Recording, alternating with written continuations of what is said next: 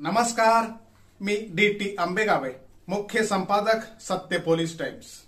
सामान्य जनतेचा आवाज बुलंद करण्यासाठी सत्य पोलीस टाइम्स या चॅनेलला आत्ताच सबस्क्राइब करा। ईडीची खूप चीड निर्माण झाली म्हणून ईडीचे प्रयोग थांबवा, शिंदे गटाचा भाजपला घरचा आहे। ईडीकडून राजकीय सोयीसाठी भाजप वापर करत असल्याचा आरोप विरोधी पक्षातील नेते करतात। मात्र भाजपचे महायुतीतील साथीदार असलेल्या शिंदे गटातील खासदार गजानन कीर्तिकर यांनीच ईडीच्या वापरावरून भाजपला घरचा आहेर दिला आहे। ईडीचा वापर करण्याची भाजपला आवश्यकता नाही। ईडीच्या वापराविषयी फार मोठ्या प्रमाणात चीड निर्माण झाली आहे। ईडीचे प्रयोग थांबवले पाहिजेत असं माझं स्पष्ट मत आहे, असे गजानन कीर्तिकर यांनी ठणकावून सांगितलंय। 400 पारच्या पलीकडे भाजप जात असताना इतर गोष्टी करायची काय गरज आहे? तुम्ही संसद ताब्यात घ्या, पण दुसऱ्या बाजूला विरोधकांचा सन्मान देखील ठेवला पाहिजे। मोदी साहेबांचे काम मी जवळून पाहिले आहे। मोदी साहेब पुन्हा पंतप्रधान व्हावेत ही माझी इच्छा आहे।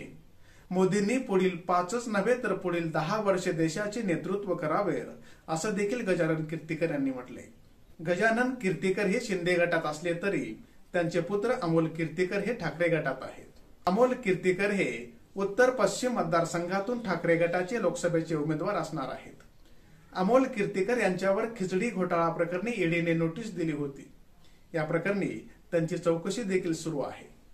या प्रकरणात अमोल कीर्तिकर यांना जाणीवपूर्वक त्रास दिला जात असल्याचं गजानन कीर्तिकर यांनी म्हटलंय।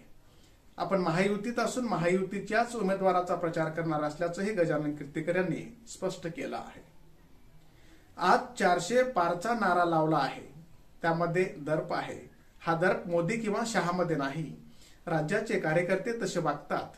राज्यात रामदास आठवले महायुतीत आहेत, त्यामुळे त्यांची आंबेडकरी मते महायुती सोबत आहेत। शिवसेनेची ताकद महाराष्ट्रात आहे।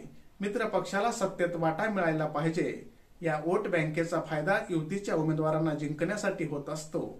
महाराष्ट्राचे मुख्यमंत्री एकनाथ शिंदे यांनी केलेली कामं अधोरेखित झाली पाहिजेत, असं देखील कीर्तिकर यांनी स्पष्ट केलं आहे।